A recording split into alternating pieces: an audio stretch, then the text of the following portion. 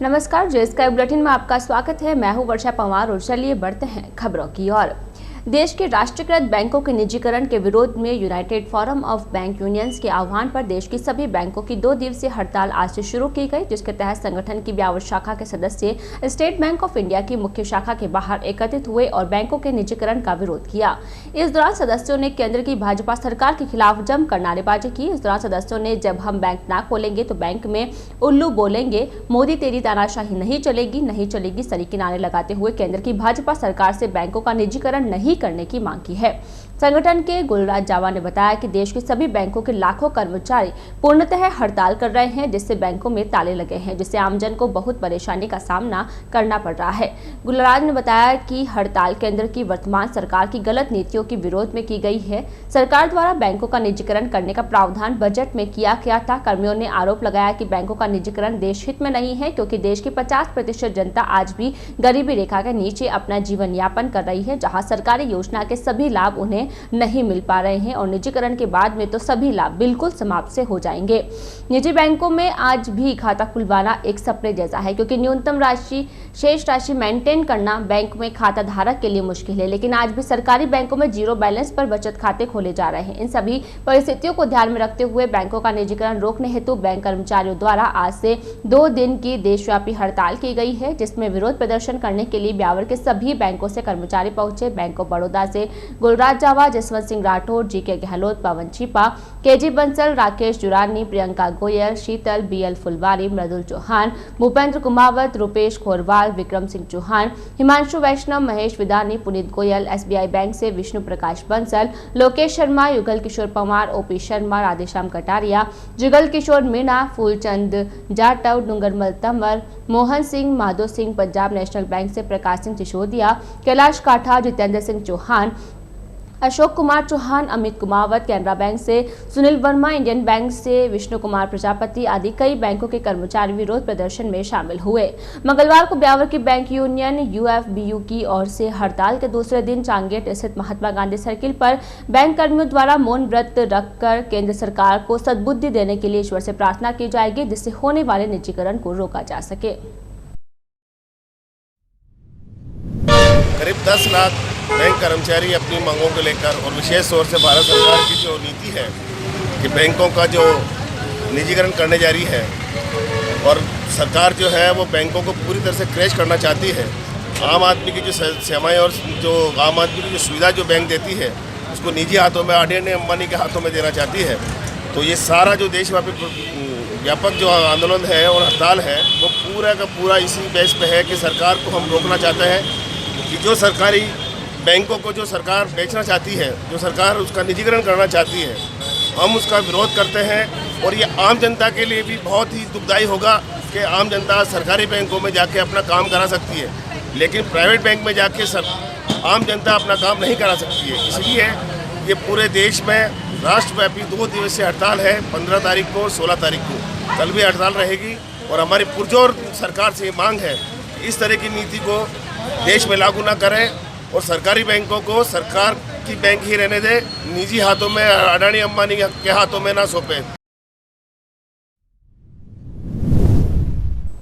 राजकीय अमृतकोट चिकित्सालय के मदर एंड चाइल्ड विंग की शिशु नर्सरी में हुई आग की घटना के बाद अब हर स्तर पर आग के कारणों की जांच की जा रही है, जिससे कि हादसे की पुनरावृत्ति को रोका जा सके और हादसे के सही कारण स्पष्ट हो सके। निदेशालय चिकित्सा एवं स्वास्थ्य विभाग के निर्देशानुसार गठित की गई जांच टीम संयुक्त निदेशक डॉक्टर इंद्रजीत सिंह के नेतृत्व में ब्यावर पहुंची और हादसे की जाँच की गई। जाँच टीम में RCMHO सहित CMHO डॉक्टर के सोनी, इलेक्ट्रिक विंग जोधपुर से एक्सीएन अशोक गोयल शामिल थे। टीम के इंजीनियरों ने प्रथम हादसे के कारणों की जांच की है, जिसमें पाया गया है कि जो ऐसी हादसे में जला है उसके आउटर का कुछ हिस्सा जहां से तार जाते हैं वह खुला पाया गया तथा उसमें एक गिलहरी मरी मिली।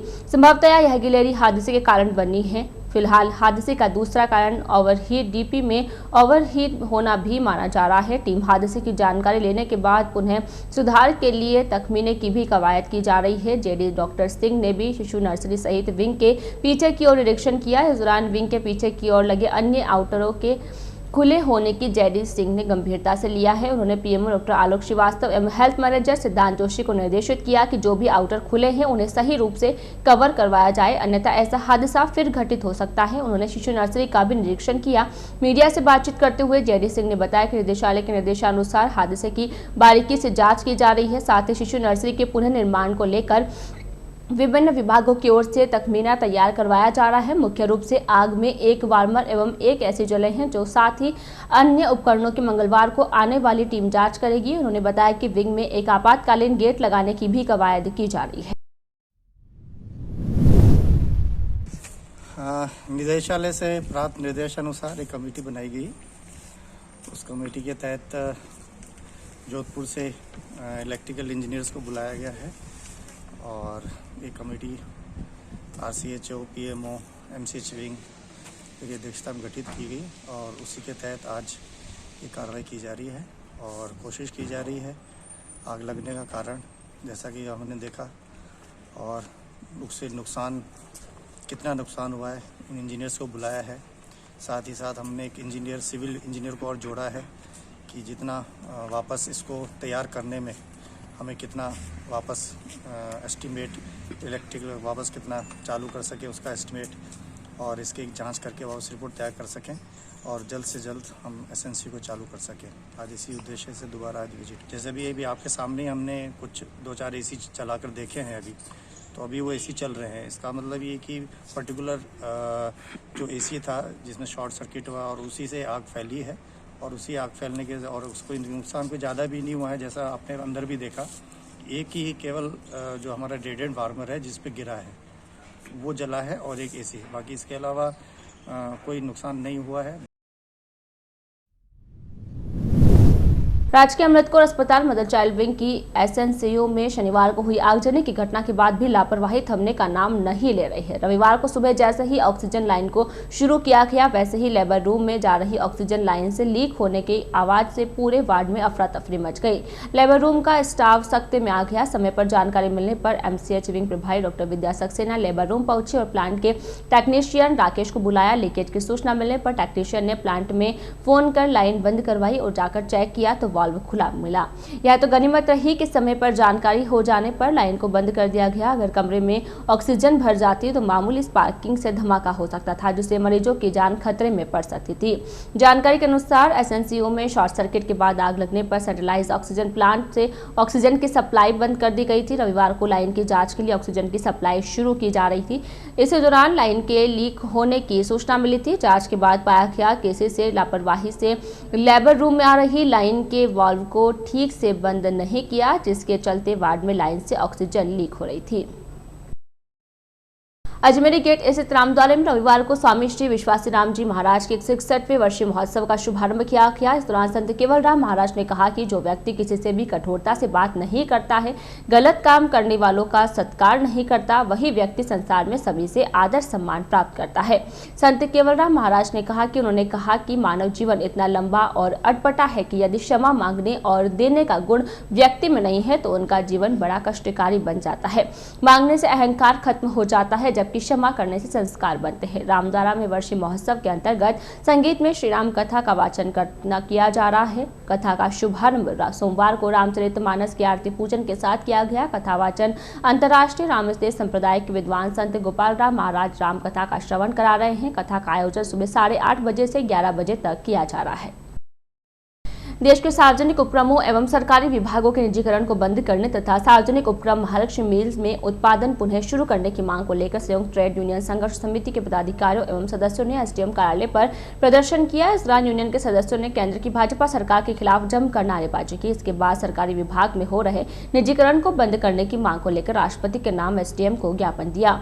ज्ञापन में बताया गया कि केंद्र की भाजपा सरकार देश के सार्वजनिक बैंक, रेलवे, उड्डयन, हवाई जहाज, भारतीय जीवन बीमा निगम, कोयला खदान, भारी इस्पात कारखाने सहित नवरत्न श्रेणी में आने वाले कल कारखाने उपक्रमों को अपने पूंजीपति मित्रों को एवं चाहतों को औने पौने दामों पर बेच रहे हैं। संयुक्त ट्रेड यूनियन संघर्ष समिति ने केंद्र सरकार की जन विरोधी नीति का विरोध करते हुए बैंकों की 2 दिवसीय हड़ताल को समर्थन देने का आह्वान किया है।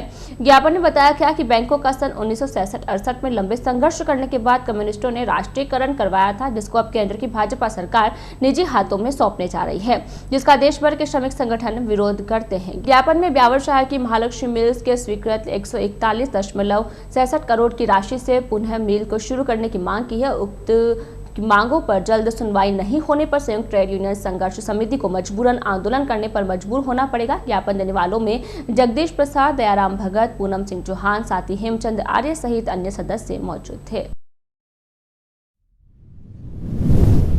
जो राष्ट्रीय स्तर का है, जो निजीकरण हो रहा है बैंकों का जो विलयकरण हो रहा है, भारतीय जनता पार्टी नरेंद्र मोदी नीति की जो सरकार निजीकरण पे तुली हुई है, जो निजीकरण किया जा रहा है, जो कम्युनिस्टों ने राष्ट्रीयकरण करवाया और आज वही बैंकों का निजीकरण किया जा रहा है। जो आम नागरिकों का पैसा, जो रुपया है, जो सुरक्षित नहीं रह सकता है, और आज निजीकरण किया जा रहा है। बैंकों में किया जा रहा है, रेलवे में किया जा रहा है, उड़ान हवाई जहाज के अंदर किया जा रहा है, और कोयला की खदानों में किया जा रहा है, LIC में किया जा रहा है। जो हम इनका पूर्ण जोर से हम विरोध करते हैं। और साथ के अंदर ब्यावर शहर की जो मिल्स है, जो 141 करोड़ 67 लाख रुपए जो मंजूर हुए हैं, जो पुनः वापस उत्पादन चालू किया जाए और बढ़ती हुई महंगाई पर रोक लगाई जाए और बेरोजगारी दूर की जाए। फाल्गुन का महीना आते ही जनमानस में रंग और गुलाल की मस्ती छा जाती है। होली का महीना और होली का त्योहार ठाकुर जी को भी बहुत प्रिय होता है। इन दिनों श्रद्धालु होली के सुमधुर गीतों में भजनों के माध्यम से भगवान को रिझाने में लगे हैं। शहर के मंदिरों में फाग महोत्सव आयोजित किए जा रहे हैं। इसी के तहत रविवार को महादेव जी की छतरी परिसर में फाग महोत्सव का आयोजन किया गया। रात्रि में हुए आयोजन के दौरान भगवान भोलेनाथ का फूलों से भव्य श्रृंगार किया गया और मंदिर को आकर्षक रूप से सजाया गया। फागोत्सव में शाम भक्त मंडल के स्थानीय गायक विजय मंडोरा व साथियों ने अद्भुत समा बांधा। भजन गायकों के गाए भजनों पर श्रद्धालु भाव विभोर होकर झूम उठे। संगीत के लहरियों के बीच भक्तों ने भगवान भोलेनाथ व सभी श्रद्धालुओं को फूलों से होली खिलाई। देर रात तक चले फागोत्सव में भक्तों ने आस्था के सागर में गोते लगाए। इस अवसर पर फूलों से सजाई गई खाटू श्याम की झांकी सबकी आस्था का केंद्र रही। कार्यक्रम के अंत में भगवान की आरती उतारकर भक्तों में प्रसाद वितरित किया गया। आयोजन के अवसर पर नरेश झंवर, अरिहंत कंकरिया, पिंटू बंसल, नारायण अग्रवाल व अनेक गणमान्य भक्त उपस्थित रहे। सोमवार सुबह ब्रह्मानंद रोड स्थित खन्ना कॉलोनी के खाली प्लॉट में आग लगने से अफरा तफरी मच गई। आग लगने की सूचना मिलने पर मौके पर पहुंचे प्लॉट मालिक पवन जैन ने दमकल विभाग को सूचित किया। सूचना पर मौके पर पहुंचे दमकल विभाग के कर्मचारियों ने त्वरित कार्यवाही करते हुए प्लॉट में फैल रही आग पर पानी डालकर काबू पाया। दमकल विभाग की सतर्कता से समय रहते कॉलोनी में आसपास के रिहायशी मकानों तक आग फैलने से पहले ही बुझा दी गई। हादसा टलने पर क्षेत्रवासियों ने राहत की सांस ली। प्लॉट मालिक भाजपा नेता पवन जैन ने खन्ना कॉलोनी में तैनात नगर परिषद के सफाई कर्मचारियों पर लापरवाही पूर्ण कार्य करने का आरोप लगाते हुए बताया कि सफाई कर्मी कचरे का ठीक ढंग से निस्तारण करने की वजह इकट्ठा करके आग लगा देते हैं। इससे क्षेत्र में वायु प्रदूषण तो होता ही है और यही वजह रही कि सोमवार को भी कचरे में लगाई गई आग प्लॉट की सूखी झाड़ियों तक पहुंच गई। पवन जैन ने ऐसे लापरवाह सफाई कर्मियों पर कार्यवाही की मांग की। मुझे सूचना मिली कि मेरे विनोद नगर स्थित प्लाट पर आग लग गई है, तो मैंने तुरंत फायर ब्रिगेड को सूचना दी और फायर ब्रिगेड की गाड़ी ने यहाँ आकर आग बुझाई। यहाँ के आसपास के लोगों से इस बारे में पता किया तो उन्होंने शिकायत की कि रोजाना यहाँ के सफाई कर्मचारियों द्वारा यहाँ गेट के बाहर, प्लॉट के गेट के बाहर कचरा एकत्र करके आग लगा दी जाती है, जिससे वो आग फैलकर अंदर गई और पूरे प्लॉट में आग लग गई। मेरा नगर परिषद प्रशासन से अनुरोध है कि ऐसे दोषी कर्मचारी के विरुद्ध कार्रवाई की जाए, क्योंकि रिहायशी इलाके में प्लॉट है और ये आग भीषण विकराल रूप धारण कर सकती थी और जिससे भारी जनधन की हानि भी हो सकती है। ऐसे दोषी कर्मचारी के विरुद्ध कड़ी कार्रवाई की जाए। शहर में चोरियों के सिलसिले के बीच चोरों की नजर इन दिनों मंदिरों की दान दक्षिणा पर है। अजमेर रोड स्थित दादीधाम मंदिर में भी चोरों ने हाथ साफ किया। सूत्रों के अनुसार चोरी की घटना का पता चलते ही मंदिर समिति में सनसनी फैल गई। चोरों ने दादीधाम मंदिर में चोरी की वारदात को अंजाम देते हुए प्लास्टिक की 150 कुर्सियां, एक पानी की मोटर और सीसीटीवी की रिकॉर्डिंग करने वाला डीवीआर भी चुरा लिया ताकि चोरों की शक्ल पहचानी ना जा सके। चोरी की वारदात को देखकर लगा कि चोरों के हाथ कोई बड़ा माल ना लगने पर उन्होंने इस तरह की चोरी को अंजाम दिया। चोरी के मामले की जांच जारी है। कल मैं यहाँ दान पात्र खोलने के लिए आया तो मेरे को मेरे आदमी ने कहा, बाबूजी नुकसान हो गया दादी धाम में। अरे मैंने कहा क्या नुकसान हो गया? तब ये लोग मेरे को धर्मशाला में लेके बोलो 100-150 कुर्सियाँ गई, एलडीबी गई और एक मोटर गई। तो हम सबको ट्रस्टियों को फोन किए, सबको यहाँ बुलाया और बुला करके ये निर्णय किया कि आज अपन थाना में जाकर इसकी रिपोर्ट दो कि ये नुकसान हुआ है। ब्यावर के सुंदरनगर स्थित एक सोने मकान को चोरों ने निशाना बनाते हुए 4.5 लाख के सोने चांदी के आभूषण सहित 70,000 रुपए की नकदी पर हाथ साफ कर दिया। घटना की जानकारी मकान मालिक के वापस ब्यावर लौटने पर हुई, जिसके बाद मकान मालिक शिव प्रकाश शर्मा ने इसकी सूचना सिटी थाना पुलिस को दी। घटना की सूचना मिलने के बाद सिटी थाना पुलिस ने मौके पर पहुंचकर मौका मुआयना किया तथा मामला दर्ज कर अज्ञात चोरों की तलाश में जुट गई है। मिली जानकारी के मुताबिक नंदनगर निवासी शिव प्रकाश शर्मा अपने परिवार के साथ रिश्तेदार के यहाँ शादी में गया हुआ था। पीछे उसका मकान सूना पड़ा था। सूना मकान देख अज्ञात चोरों ने चोरों की वारदात को अंजाम दिया। चोरी की घटना की जानकारी शिव प्रकाश को उनके पड़ोसियों द्वारा मिली, जिसके बाद मकान मालिक शिव प्रकाश अपने घर पहुंचा तो उसके होश उड़ गए। चोरों ने मकान के कमरे का ताला तोड़कर उसमें रखी अलमारी का भी ताला तोड़ दिया और उसमें रखे करीब 4.5 लाख रुपए के सोने चांदी के आभूषण सहित 70,000 रुपए की नकदी पर हाथ साफ कर दिया। शिव प्रकाश ने बताया कि अज्ञात चोर उसके घर की दीवार फांदकर नालक के द्वारा घर के भीतर प्रवेश किया तथा चोरी की वारदात को अंजाम दिया, जिसके बाद शिव प्रकाश ने इसकी जानकारी पुलिस को दी। सूचना मिलने के बाद पुलिस ने मौके पर पहुंचकर घटनास्थल का मौका मुआयना करते हुए मामला दर्ज कर अज्ञात चोरों की तलाश में जुट गई है। हमारे घर में ही शादी है। हम लोग रात को शादी में गए हुए थे और हमारे पड़ोस में हमारे दुकान है और जेठ जी की नाल है, छत उनकी है दुकान की। उस नाल के जरिए रास्ते से वो लोग चढ़े हैं ऊपर और हमारे मकान में घुसे हैं और कमरों के ताले तोड़े हैं और जो भी मतलब अलमारी में से जो भी ज्वेलरी थी, नगद था, सोने चांदी की ज्वेलरी थी, वो लेके गए हैं और वापस हमारे कमरे के रास्ते से निकले। मेन गेट नहीं खोला है। 7 तोला सोना था, 3 किलो चांदी है और 70-75 रुपए कैश है। पुलिस को खबर करी, पुलिस आई है, रिपोर्ट भी लिखवाई है। राजकीय अमृतकोट चिकित्सालय के मदर एंड चाइल्ड विंग की शिशु नर्सरी में हुई आग की घटना के बाद चिकित्सालय में मौजूद नर्सिंग स्टाफ एवं अन्य लोगों की सहायता से बड़ा हादसा होने से टल गया। हादसे के दौरान वहां उपचाररत सभी 16 बच्चे सुरक्षित हैं, लेकिन हादसा अपने पीछे कई सवाल छोड़ गया और कई खामियों को उजागर कर गया। हादसे में सबसे बड़ा सवाल यह है कि पूरी विंग सहित मुख्य भवन में स्मोकिंग प्रूफ फायर अलार्म लगे हैं, जिनको मात्र धुएं भर से बज उठने एवं सतर्क करने का दम भरा जा रहा था। लेकिन इतने बड़े हादसे के बाद भी आखिर अलार्म क्यों नहीं बजा, यह है सबसे बड़ा सवाल है। जब फायर अलार्म की व्यवस्था पूरी विंग में है तो आग लगने के दौरान अलार्म बजना था, जिससे कि वहां मौजूद सभी लोग सचेत हो जाए, लेकिन ऐसा नहीं हुआ, जिससे कि हादसे में काफी नुकसान हो सका।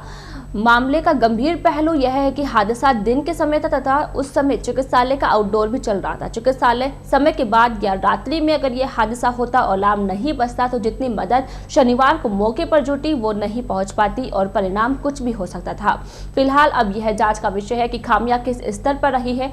फायर अलार्म के नहीं बजने के सवाल पर स्वयं चिकित्सालय प्रबंधन भी हैरान है कि इतनी बड़ी घटना के बाद भी एक भी अलार्म नहीं बोला, जबकि हादसे के समय हुए धुआं कई वार्डों तक पहुंचा था। वही दूसरा सवाल यह है कि जब लाखों रुपए फायर उपकरणों पर खर्च किए गए हैं तथा उनका उपयोग समय पर क्यों नहीं हो पाया। बताया जा रहा है कि नर्सरी के बाहर की ओर फायर उपकरण लगे हैं, हादसे के बाद उनके पाइप तक नर्सरी तक नहीं पहुंचे हैं, जबकि क्षेत्र के प्रत्येक कोने तक उनकी पहुंच होनी चाहिए थी। फिलहाल इन सब सवालों के जवाब जांच के दौरान सामने आएंगे। नटराज समाज युवा मोर्चा राजस्थान की ओर से चेतारण में पहली बार आयोजित किए गए प्रतिभा सम्मान समारोह में विभिन्न क्षेत्रों में उत्कृष्ट स्थान प्राप्त करने वाली प्रतिभाओं का सम्मान किया गया। कार्यक्रम में मुख्य अतिथि पूर्व संसदीय सचिव एवं चेतारण के पूर्व विधायक दिलीप चौधरी थे, जबकि अध्यक्षता गोपाल केसावत ने की। विशिष्ट अतिथि के रूप में अमृतलाल आर्य ने शिरकत की। वक्ताओं ने समाज को आगे बढ़ाने के लिए शिक्षा के व्यापक प्रचार प्रसार पर जोर दिया। उन्होंने कहा कि शिक्षा से ही समाज और देश में जागृति संभव है। उन्होंने शिक्षा, खेल जगत सहित मानव सेवार्थ काम करने वाली प्रतिभाओं को प्रशस्ति पत्र, मेडल एवं स्मृति चिन्ह देकर सम्मानित किया। कार्यक्रम में ब्यावर से महावीर नटराज एवं उनकी माता गीता देवी को मरणोपरांत देहदान करने की घोषणा के लिए सम्मानित किया गया है, जबकि शिक्षा क्षेत्र में कीर्ति चौहान पुत्री किशनलाल जामूला एवं रवि पटलावत पुत्र भूंडाराम बांजा कुड़ी, गायत्री पुत्री दीपचंद मारवाड़ जंक्शन तथा मनीषा पुत्री श्रवण भानावत आदि को सम्मानित किया गया। उक्त कार्यक्रम में करीब 50 से अधिक प्रतिभाओं का सम्मान किया गया। कार्यक्रम में नटराज महासभा पुष्कर के अध्यक्ष मदनलाल प्रेमावत, कोषाध्यक्ष संतोष कुमार नेतड़िया, संरक्षक कैलाश चंद्र राजावत, प्रचार मंत्री जगदीश प्रसाद मेव, गजराज ताजनावत, हनुमान राजावत आदि कई गणमान्य लोग मौजूद थे, जिनका युवा मोर्चा के अध्यक्ष पारसमल राजावत, सचिव राजेश मानेचा एवं कोषाध्यक्ष दशरथ भेलेचा सहित अन्य कार्यकर्ताओं ने स्वागत सम्मान किया। आबकारी पुलिस की ओर से अवैध हथकढ़ शराब बनाने वालों के खिलाफ जवाजा क्षेत्र के शेरों का बाला तालाब क्षेत्र में दबिश दी गई, जहां टीम को करीब 300 लीटर वॉश मिला, जिसे मौके पर ही नष्ट करवाया गया है। मौके पर तलाशी के दौरान 300 लगती भट्टियां भी मिली, जिन्हें भी तोड़कर क्षतिग्रस्त किया गया है। इस दौरान कार्रवाई की भनक लगते ही अवैध हथकढ़ शराब बनाने में जुटे लोग मौके से फरार हो गए, जिनकी अब पुलिस तलाश कर रही है। थानाधिकारी हर्ष स्वरूप सिंह ने बताया कि विभागीय निर्देशानुसार अवैध हथकढ़ शराब बनाने वालों के खिलाफ धरपकड़ अभियान चलाया जा रहा है। इसी के तहत टीम की ओर से शेरों का बाला तालाब में दबिश दी गई। तलाशी के दौरान तालाब के पानी में पड़े प्लास्टिक के जरिकेनों में 300 लीटर वॉश मिला, जिसे मौके पर ही बहाकर नष्ट करवाया गया है। आसपास में 3 भट्टियां भी सुलगती मिली, जिन्हें भी तोड़कर नष्ट किया गया है। मातृशक्ति दुर्गा वाहिनी ब्यावर की ओर से उदयपुर रोड स्थित आशापुरा माता धाम में फाल्गुन मास के तहत फाग महोत्सव का आयोजन धूमधाम के साथ मनाया गया। इस दौरान मां आशापुरा का पुष्प और गुब्बारों से मनमोहक श्रृंगार किया गया। साथ ही मंदिर परिसरों को भी गुब्बारों से आकर्षक साज सज्जा की गई, जिससे मंदिर परिसर के सौंदर्य में अनुपम वृद्धि हो गई। महोत्सव में नगर के विख्यात भजन गायक गोपाल वर्मा के श्री श्यामा श्याम वंदना परिवार द्वारा अनुपम भजन संध्या प्रस्तुत की गई। विहिप के जिला मंत्री सुरेश वैष्णव ने बताया कि भव्य फाग महोत्सव में सैकड़ों की संख्या में धर्मप्रेमी भक्तगणों की मंदिर में बड़ी संख्या में उपस्थिति रही। मंदिर परिसर खचाखच भर गया। भजन गायक ने अपने सुरम्य भजनों की पिचकारी से ऐसा समा बांधा कि उपस्थित मातृशक्ति ने नृत्य के साथ साथ भजनों के आनंद में झूम उठे। उपस्थित श्रद्धालुओं ने मां आशापुरा के संग फूलों की होली खेली। महोत्सव के दौरान 8 वर्ष से 13 वर्ष के बालक बालिकाओं की आकर्षक प्रतियोगिता भी रखी गई थी, जिसमें राधा कृष्ण व उनके सखा सखियों में से सबसे अधिक सुंदर पात्रों में से प्रत्येक पात्र के प्रथम 2 विजेताओं को उत्साहवर्धक पुरस्कार देकर सम्मानित किया गया। महोत्सव के बाद आरती का प्रसाद का वितरण किया गया। साथ साथ अपने अपने घर के ठाकुर जी को होली खिलाने के लिए एक केसर की डिब्बी और गुलाब के एक पैकेट का भी वितरित किया गया। कार्यक्रम में किन्नर समाज से डिम्बलबाई माही तानिया सहित नगर से सुनीता पाराशर, रेखा पाराशर, निशा खंडेलवाल, मंजू काबरा, रेणुका जेतलिया, सुमित्रा जेतलिया, लता शर्मा, दुर्गा रामावत, समता गोयल, रानू जोशी, सुनीता साहू, सुनीता टेलर, रानू वर्मा, तनिषा सोलीवाल, मधु सोलीवाल, तारा सोनी, रेखा सोनी, दिव्या वर्मा, राजेश्वर यादव, मुक्ता रामावत, साधना सारस्वत, शशि सोलंकी, शशि वैष्णव, मंजू भूतरा, सपना रावत, सुनीता परिहार सहित कई मातृशक्तियों की उपस्थिति रही।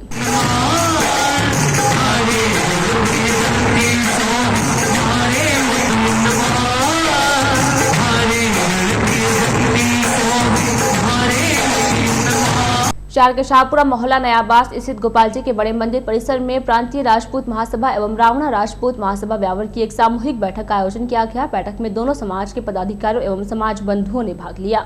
बैठक के दौरान दोनों महासभा के पदाधिकारियों ने समाज के उत्थान को लेकर विचार विमर्श किया। इस दौरान दोनों समाज के पदाधिकारियों ने एक स्वर में कहा कि जब तक दोनों धड़ों का विलय नहीं होगा तब तक समाज में व्याप्त कुरीतियों पर विजय हासिल नहीं की जा सकेगी, जिस पर दोनों ही समाज के पदाधिकारियों ने दोनों धड़ों का एकीकरण करने पर सहमति जताई, जिसका उपस्थित दोनों धड़ों के पदाधिकारियों एवं सदस्यों ने करतल ध्वनि से स्वागत किया। साथ ही दोनों धड़ों के विलय होने पर सहमति जताई गई। इसके बाद दोनों धड़ों के पदाधिकारियों एवं सदस्यों ने एक दूसरे को माला पहनाकर इस ऐतिहासिक फैसले पर हर्ष जताया।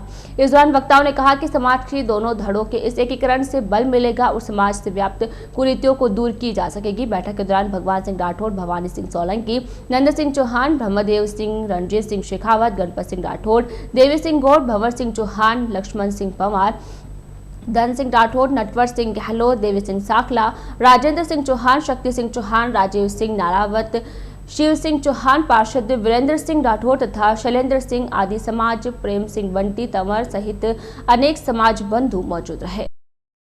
ब्यावर के अजमेर रोड स्थित रिको एरिया में एक मिनरल फैक्ट्री में बीती रात को चोरों ने चोरी की वारदात को अंजाम दिया। अज्ञात चोरों में फैक्ट्री के ऑफिस का ताला तोड़कर भीतर प्रवेश किया तथा अलमारी में रखे 50,000 सहित फैक्ट्री परिसर में खड़ी 2 गाड़ियों की बैटरी एवं आवश्यक दस्तावेज चुरा कर लिए और जो ही फैक्ट्री से भागने का प्रयास कर रहे थे। इस दौरान फैक्ट्री के चौकीदार की नजर 4 युवकों पर पड़ी तो चौकीदार ने शोर मचाना शुरू कर दिया, लेकिन अज्ञात चोरों ने चौकीदार से मारपीट कर मौके से फरार हो गए। घायल चौकीदार की सूचना पर फैक्ट्री मालिक फैक्ट्री पर पहुंचा तथा घटना की जानकारी ली, जिसके बाद फैक्ट्री मालिक जयपी शर्मा ने पुलिस को सूचना दी। सूचना के बाद घटनास्थल पर पहुंची पुलिस ने घटनास्थल का मौका मुआयना किया। पुलिस ने फैक्ट्री मालिक जयपी शर्मा को की ओर से दी गई शिकायत के आधार पर मामला दर्ज कर अज्ञात चोरों की तलाश में जुट गई। फैक्ट्री मालिक जयपी शर्मा ने बताया कि पूर्व में भी आसपास की फैक्ट्रियों में चोरियां हुई है, जिसका अभी तक पता नहीं लग पाया है। शर्मा ने पुलिस प्रशासन से रिको क्षेत्र में पुलिस गश्त बढ़ाने की मांग की। हर फैक्ट्री मालिक द्वारा फैक्ट्री में सुरक्षा की दृष्टि से चौकीदार रखता है, लेकिन जब 4-5 लोग मिलकर चोरी की वारदात करते हैं तो एक चौकीदार कुछ भी नहीं कर सकता। इसलिए क्षेत्र में पुलिस गश्त को बढ़ाया जाना चाहिए ताकि चोरी की वारदातों पर अंकुश लगाया जा सके। बार चोरी हो चुकी है रिको क्षेत्र में। काफ़ी मशक्कत के बाद में भी चोरों को से निजात नहीं पाया जा रहा है। कृपा करके सभी शहरवासियों से, फैक्ट्री वासियों से, मालिकों से निवेदन है कि अपना सुविचार थाने में रखें, उनसे बोले गश्त बढ़ावें, अपनी सेफ्टी अपने पास रखें, क्योंकि चौकीदार होते सातर भी चोरी हो रही है, इसका कुछ नहीं कहा सकता है। कैश और अंदर से अंदरूनी हमारे जो पेपर थे सब कुछ ले चुके हैं। गाड़ियों की बैटरियाँ चोरी हो चुकी है। कई चौकीदार को हमारे घायल कर चुके हैं। 4 चोर आए थे, फिर भी एक चौकीदार बेचारा क्या करेगा। हम लोगों ने सेफ्टी हमारी तरफ से पूरी कर रखी है, उसके बावजूद हमारे पास निजात नहीं है। सोमवार को स्थानीय कोर्ट परिसर में भाजक संघ ब्यावर के वार्षिक चुनाव संपन्न हुए, जिसमें कुल 296 मतदाताओं में से 288 मतदाताओं ने अपने मतदान का प्रयोग किया। मतगणना के पश्चात अध्यक्ष पद हेतु हनुमान सिंह राठौड़ को विजयी घोषित किया गया। हनुमान सिंह राठौड़ को 132 वोट, प्रत्याशी सुनील कोशी को 122 वोट, प्रत्याशी निर्मल जी मेहता को 27 वोट प्राप्त हुए। उपाध्यक्ष पद हेतु प्रत्याशी दिलीप सिंह गोरा को विजयी घोषित किया गया। दिलीप सिंह गोरा को 154 वोट, रमेश जांगीड़ को 128 वोट प्राप्त हुए। सचिव पद के त्रिकोणीय मुकाबले में जितेंद्र सिंह पंवार को विजयी घोषित किया गया। जितेंद्र सिंह पंवार को 111 वोट, ऋषिराज सिंह को 101 वोट एवं प्रत्याशी भगवत सिंह चौहान को 71 वोट प्राप्त हुए। सह सचिव पद पर सर्वेश्वर सारस्वत विजयी घोषित किए गए। सर्वेश्वर सारस्वत को 166 वोट, प्रत्याशी शंभू यादव को 112 वोट प्राप्त हुए। कोषाध्यक्ष पद पर बलवंत सिंह चौहान को विजयी घोषित किया गया। बलवंत सिंह चौहान को 151 वोट एवं प्रत्याशी विशाल जैन को 132 वोट प्राप्त हुए। पुस्तकालय अध्यक्ष पद पर अनामिका चौहान को विजयी घोषित किया गया। अनामिका चौहान को 153 वोट एवं प्रत्याशी प्रकाश परिहार को 129 वोट प्राप्त हुए। विजेता घोषित हुए प्रत्याशियों को साथी वकीलों ने फूल मालाओं से लाद कर बधाई दी और बार एसोसिएशन सहित न्यायालय परिसर के समुचित विकास की उम्मीद जताई। अभिभाषक संघ ब्यावर के आज हुए संपन्न चुनाव में कुल 288 वोट पड़े, जिसमें से श्री हनुमान सिंह राठौड़ को अध्यक्ष पद हेतु, दिलीप सिंह गोरा का उपाध्यक्ष पद हेतु, जितेंद्र सिंह पंवार को सचिव पद हेतु, सर्वेश्वर सारस्वत सह सचिव एवं बलवंत सिंह चौहान को सदस्य, अनामिका चौहान लाइब्रेरियन के पद पर विजयी घोषित किए गए। समस्त चुनाव कोरोना गाइडलाइन की पालना करते हुए शांतिपूर्ण निर्विघ्न रूप से संपन्न हो गए। स्वामी विवेकानंद के गुरु रामकृष्ण परमहंस का जयंती महोत्सव सोमवार को धूमधाम से मनाया गया। मसूदा रोड स्थित आजाद नगर विमारोठी हाई स्कूल के पास हुए आयोजन में शहर वासियों ने रामकृष्ण परमहंस को याद किया। आजाद नगर स्थित मस्तान काठात के निवास पर आयोजित देशभक्ति कार्यक्रम में अनेक शिक्षाविद, समाजसेवी, लेखकों व साहित्यकारों ने भाग लिया। कार्यक्रम के अवसर पर टोंक जिले के सेशन जज PS तोमर ने भी अपने पत्र में रामकृष्ण परमहंस को महान पथ प्रदर्शक बताया। इस मौके पर साहित्यकार व कहानीकार ओमदत्त जोशी ने संत रामकृष्ण परमहंस की जीवनी पर प्रकाश डाला। इस अवसर पर समारोह में आए हुए अनेक गणमान्य लोगों ने संत रामकृष्ण परमहंस की जीवनी से प्रेरणा लेने की बात कही और बताया कि आज के स्वतंत्र भारत के आंदोलन की अलग जगाने में महान संत रामकृष्ण परमहंस के विचारों का भी बहुत योगदान रहा।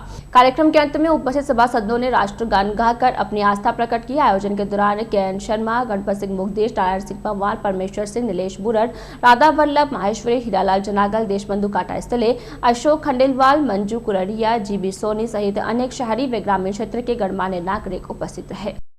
जर्नलिस्ट एसोसिएशन ऑफ राजस्थान की ब्यावर इकाई ने सोमवार को उपखंड अधिकारी को ज्ञापन सौंपा। सौंपे गए ज्ञापन में पत्रकारों ने गत दिनों उत्तर प्रदेश के पूर्व मुख्यमंत्री अखिलेश यादव की प्रेस कॉन्फ्रेंस में पत्रकारों पर हुए हमले की निंदा की। ज्ञापन में पत्रकार संघ ने लिखा कि भारत देश में पत्रकारों को लोकतंत्र के चौथे स्तंभ का प्रतीक माना जाता है, जिसमें पत्रकारों को अभिव्यक्ति की स्वतंत्रता प्रदान की गई है, लेकिन प्राय देश में पत्रकारों को अनेक प्रकार से प्रताड़ित किया जाता है। हाल ही में उत्तर प्रदेश के पूर्व मुख्यमंत्री श्री अखिलेश यादव द्वारा प्रेस कॉन्फ्रेंस में सवाल पूछने पर नाखुश यादव द्वारा पत्रकारों के साथ की गई अभद्रता और मारपीट हमारे लोकतंत्र में निंदनीय और कलंकित घटनाक्रम है। प्रेस प्रतिनिधियों, पत्रकारों पर हो रही मारपीट, हमले, हत्याओं, झूठे मुकदमों जैसे दमनकारी घटनाओं से पत्रकारों को सुरक्षा खतरे में है। पूरे देश में पत्रकारों पर माफियाओं तथा आपराधिक तत्वों द्वारा हमले निरंतर जारी है। देश के कई पत्रकार हमलों के शिकार हो चुके हैं। कई पत्रकारों के खिलाफ झूठे मुकदमे दर्ज कर जेल भेजने में प्रताड़ित करने का कार्य जारी है। इन तमाम हालात को देखते हुए देश की पत्रकारिता पूर्णतः असुरक्षित है। देश का लोकतंत्र भी सुरक्षित नहीं है, क्योंकि यदि पत्रकार निडर होकर समाचार संकलन नहीं करेगा तो लोकतंत्र भी सुरक्षित नहीं रहेगा। प्राप्त आंकड़ों के अनुसार प्रेस स्वतंत्रता सूचकांक में भारत में स्थान पर जिस देश में पत्रकार सुरक्षित नहीं है वह लोकतंत्र की कोई सार्थकता नहीं हो सकती। SDM को सौंपे गए ज्ञापन में पत्रकारों ने मांग रखी कि देश में पत्रकार सुरक्षा की महत्ता को मद्देनजर रखते हुए पत्रकार सुरक्षा कानून की क्रियान्विति संपूर्ण देश में लागू की जावे। चौथे स्तंभ की संवैधानिक सुरक्षा को ध्यान में रखते हुए प्रेस आयोग का गठन कर प्रेस को संवैधानिक मान्यता प्रदान कर संपूर्ण प्रेस जगत को सुरक्षित करें। रेलवे स्टेशन ब्यावर पर सोमवार को रेल अदालत का आयोजन किया गया, जिसमें रेलवे के SCJM ललित राज पुरोहित प्रकरणों की सुनवाई की तथा आरोपियों को जुर्माने की सजा से दंडित करते हुए भविष्य में पुनरावृत्ति नहीं करने की हिदायत दी। रेल अदालत के दौरान रेलवे एक्ट की विभिन्न धाराओं में दर्ज 12 प्रकरणों की सुनवाई की गई, जिसमें सभी से जुर्माना वसूल करते हुए अंतिम रूप से प्रकरणों का निस्तारण किया गया। इस दौरान 4,450 रुपये का जुर्माना भी वसूला गया। विगत लंबे समय से राजस्थान पटवार संघ की ओर से अपनी विभिन्न मांगों को लेकर आंदोलन किया जा रहा है, लेकिन राज्य की कांग्रेस सरकार की ओर से आज तक पटवारियों की विभिन्न मांगों पर किसी तरह की कोई सुनवाई नहीं की गई है, जिससे खफा पटवारियों ने सोमवार को SDM कार्यालय के बाहर सरकार के खिलाफ विरोध प्रदर्शन किया। साथ ही राजस्थान पटवार संघ के आह्वान पर आज से प्रदेश भर से सविनय अवज्ञा आंदोलन शुरू करने की मांग को लेकर CM अशोक गहलोत के नाम SDM श्वेता चौहान को एक ज्ञापन दिया। ज्ञापन में बताया कि राजस्थान पटवार संघ द्वारा गांधीवादी तरीके से किए जा रहे आंदोलन पर राज्य सरकार को ध्यान न देकर दमन किया जा रहा है। इसलिए राजस्थान पटवार संघ ने निर्णय लिया है कि राष्ट्रपिता महात्मा गांधी के आदर्शों को ग्रहण करते हुए राजस्थान पटवार संघ 12 मार्च से सविनय अवज्ञा आंदोलन शुरू कर रहा है, जिसके तहत राजस्थान पटवार संघ के आंदोलन को कुचलने के लिए अधिकारियों और सरकार द्वारा विभिन्न प्रकार के जो भी आदेश स्थानांतरण एवं कार्य व्यवस्था हेतु लगाना आदि जारी किए जा रहे हैं, उन सभी आदेशों की अवहेलना करेगा और किसी भी आदेश को जो 15 जनवरी के बाद जारी हुआ हो को नहीं मानकर उनकी अवज्ञा करेगा। पटवारी की वेतन विसंगति एवं वेतन सुधार हेतु पूर्व में हुए समझौतों एवं पटवारी के कार्यों की बहुआयामी राजस्व, प्रशासनिक एवं तकनीकी प्रकृति के मद्देनजर ग्रेड पे 3800 पे लेवल 10 करते हुए पटवारी पद को तकनीकी अधिसूचित किया जाए। SCP योजना अंतर्गत 9/18/27 वर्ष की सेवा अवधि के स्थान पर 7/14/21 28 व 32 वर्ष की सेवा अवधि पूर्ण करने पर चयनित वेतनमान का लाभ देते हुए पदोन्नति पद का वेतनमान दिया जाए। 9 वर्ग 9 पे का आदेश निरस्त करते हुए कोटा संभाग एवं सवाई माधोपुर के पटवारियों के वेतन का भुगतान किया जाए। संगठन के साथ पूर्व में हुए समझौतों एवं संगठन द्वारा समय समय पर प्रेषित ज्ञापनों का सकारात्मक निस्तारण किया जाए। राजस्थान सरकार द्वारा राजस्थान पटवार संघ के उक्त 3 सूत्री मांग पत्र पर शीघ्र अपेक्षित कार्यवाही नहीं की तो उक्त कार्यक्रम के दौरान कभी भी संपूर्ण कार्य बहिष्कार एवं अन्य किसी भी प्रकार के कार्यक्रम कभी भी जारी किए जा सकते हैं, जिसके कारण लोगों को होने वाली असुविधाओं के लिए राजस्व मंडल, राजस्व विभाग एवं राज्य सरकार उत्तरदायी होगी। आज के बुलेटिन में फिलहाल इतना ही। पूरी टीम के साथ दीजिए इजाजत, फिर मिलेंगे। नमस्कार।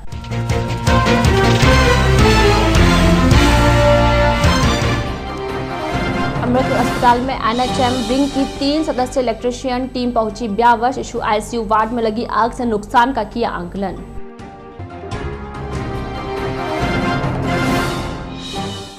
सुंदरनगर में सोने मकान को चोरों ने बनाया निशाना। लाखों रुपयों के सोने चांदी के आभूषण सहित नकदी पार।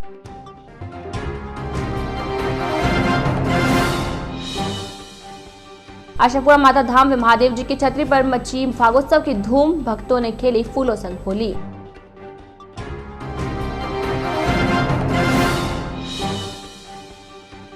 संयुक्त ट्रेड यूनियन संघर्ष समिति ने किया प्रदर्शन। निजीकरण के विरोध में SDM को दिया ज्ञापन।